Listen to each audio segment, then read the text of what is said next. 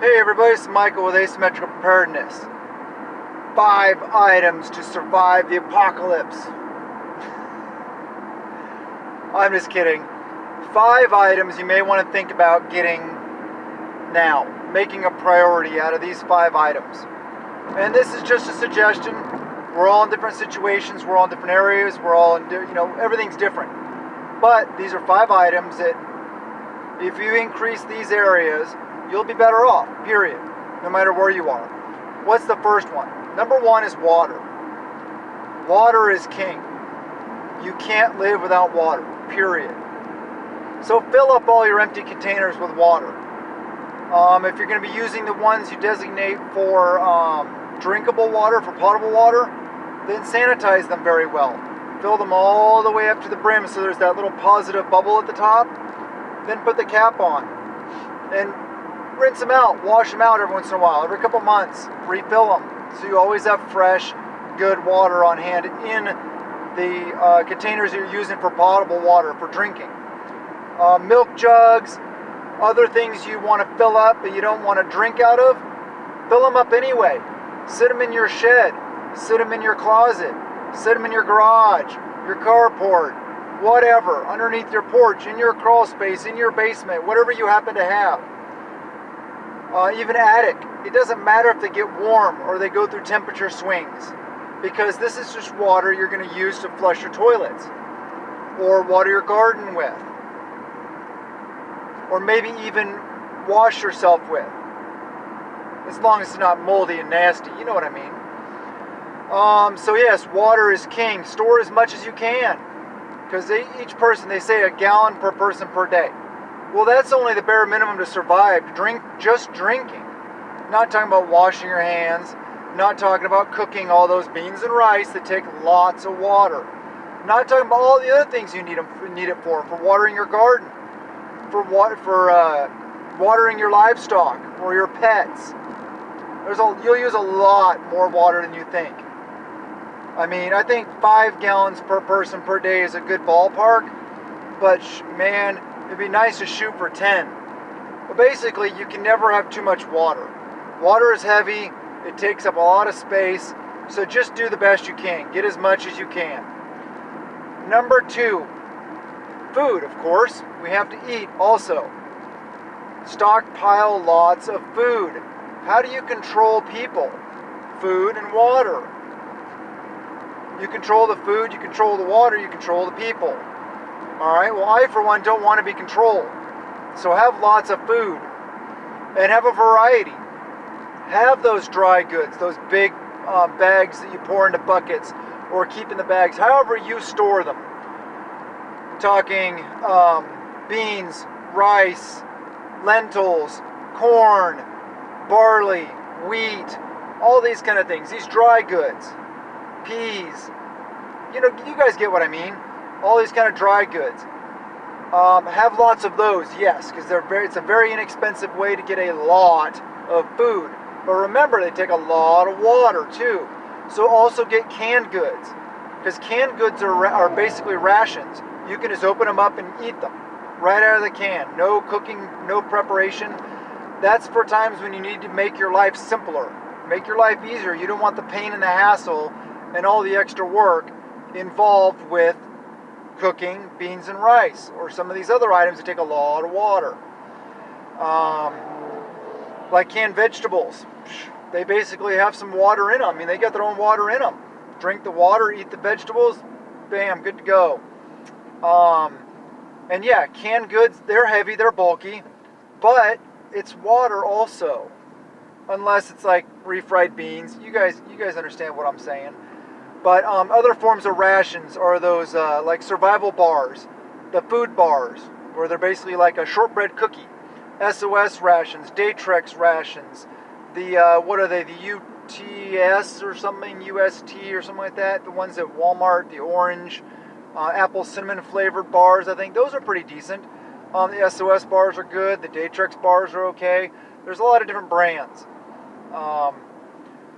So far, I think the SOS bars are my favorite, as well as MREs.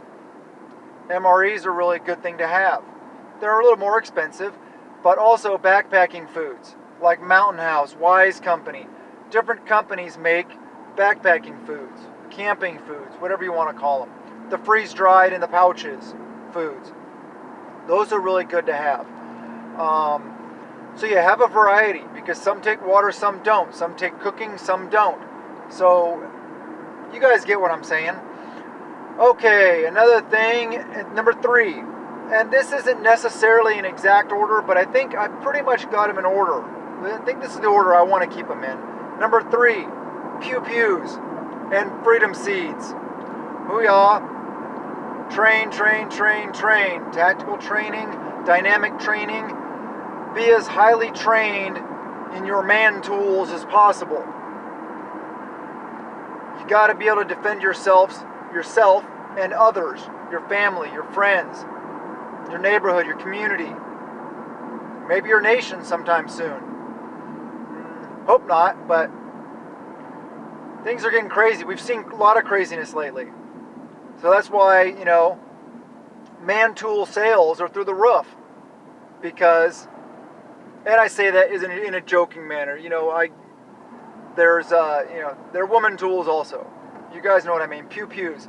That's why all the pew-pews are sold out. And all the freedom seeds are sold out. Well, not all, but most. Because people see all the chaos going around them. They see the lockdowns. They see all this just craziness going on. 2020 is a year that will go down in history. I guarantee it. People remember this year for a long time to come. But anyway, and yes, have some of those freedom seeds I'm talking about for long-term food storage, for your preps, but also have some set aside for training. I would rather buy a $500 tool and $500 worth of training ammunition. Oh, I'm sorry, training freedom seeds. I'm just being silly using these terms. You guys get it. I like these terms. So, then buying a $1,000 rifle. Because you can have a $1,000 rifle sitting in your safe that's never been fired, never been zeroed, never been trained with, and what good is it? Not much, unless you have another one that you're doing all your training on, and I'm just talking about one here. I'd rather have a $500 one and $500 to go towards training and or a training budget, ammunition, mags, training schools, maybe, tactical type stuff, starting off with the basics if that's where you need to be. Basics are that's where everybody needs to be. Don't get me wrong. No matter how good you are, no matter how bad you are, no matter how you operate, if you're a high-speed operator, basics. That's how high-speed operators get to where they are. That's how they get good. Complete and utter mastery of the basics, as well as other stuff thrown in. But you have to master the basics before you can get all that other Gucci stuff in. Anyway, okay, so that point taken there. Training. Did I say it enough? Training. Please get out and shoot. Make it as realistic as possible. We don't all have, we're not all blessed with awesome dynamic ranges and tactical high-speed, low-drag training centers or anything like that. Hopefully you have more than just a flat KD range to go to. KD, known distance, 50, 100, 200, 300, whatever yards, and those are where the targets are. You want to have unknown distances also, and you want to be able to do dynamic shooting, like bring the rifle out, pop off a couple rounds, transition your secondary, shoot, stuff like that, and then move. Lateral movement, horizontal movement, all the different movement techniques, carrying weights, high heart rate. Get yourself pumped, push yourself hard, sweat, get dirty, get down and get dirty, get sweaty, get bloody from sliding around on stuff, banging yourself up. That's high value training. That's what you guys should be doing, please. All right, number 4 is actual seeds. Seeds, actual. Meaning those things you put in the ground. Stuff comes up, we eat it, yum yum. Growing your own garden, raising your own animals, producing your own calories is so important. Think about if everything goes into a hard lockdown again, whether you choose to comply or not. I'm not saying I choose to comply, but it doesn't matter. It may affect your ability to get out and go get things. They may limit people into stores. There may be long lines, stuff like that. There may be food shortages. All kinds of stuff can happen. It could lead to an economic collapse, which collapses the whole entire system. And then you're like, oh shoot, I didn't put in my hashtag victory garden, hashtag crisis garden.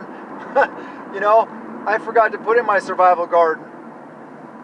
Well, you know, it's never too late. But if you have one going and you're maintaining it and you're harvesting seeds, non-GMO organic heirloom seeds, year after year, so they learn your terrain, they learn your climate, and they produce more. That's what you need to be doing. But if you're not, if you haven't started yet, just start. It's okay. Just figure out what you can grow, what you can plant now. Just start. Start something, even if it's indoors, please. So yeah, actual seeds. And I know it's next to Freedom Seeds. Seeds Actual are on high demand also right now. But I'm sure you can still find them. I don't know. I haven't looked for them in a long time because I have a fairly significant Seed Actual storage. So I'm good to go. Would I like to have more? Sure, of course. Why not? More Seeds Actual, the better. Same with Freedom Seeds. You can never have too much of either one. You can have enough, but you can never have too much of either of them. Okay, so what's my number 5? I was trying to decide what my number 5 was, and I was tossing things around and stuff like that, and I thought, my mind clicked ahead. November clicked in my head. Election cycle, craziness. November, colder. Yeah, what if things go crazy then, and we have a collapse around that time frame? And grid goes down, power goes down, whatever. How are you going to heat yourself? How are you going to warm your home? Or your location, wherever you are, bug out location. So, heating source. A standalone heating source, preferably. Not grid tied, meaning you don't need electrical power for it. No space heaters, no central air, central heat, all that stuff like that. I'm talking fireplace, wood stove, I'm talking kerosene heaters, oil, heaters, whatever it may be. There's lots of different styles of heaters that are available. Some for use indoors, some for not use indoors. So be careful with that. Get ones that are still safe to use indoors, because you don't want to keep yourself warm by poisoning the air around you, and then you just never wake up from your cozy warm sleep. You don't want that. So make sure you're getting the right sources, and that you're not putting yourself in danger or your family in danger. For me, we have a wood stove, so it's lots of firewood. I also have green belts all around me. We have dead wood everywhere I look. I don't ever buy firewood. Every once in a while, like a storm happens, a tree goes down, so then I just cut the whole thing down, cut it up for firewood, chop it up, stuff like that. Or a tree will die. So we'll cut it up, we'll chop it up, we'll process it, stack it, good to go. And then we supplement with, I try to drag as much, or actually older firewood. Obviously, I want to get it used up before it rots. But all the dead falls and stuff like that out in the woods all around our house, we just drag them out. We kids and I go out there and we collect big, huge piles of them, break them all up into stoves, wood stove sizes, and then stack them up also on the wood pile, or actually it's a separate pile. But yeah, so a way to heat your home. Or bug out location, wherever it is you are. If it's your tent in the woods that you're hiding out from the societal collapse and the roving bands of brigands, that are raping and pillaging and stuff like that. Whatever the situation may be. So I hope you guys enjoyed the video. That's 5 things I highly recommend getting or doing now. I love you guys, and blessings to you and yours.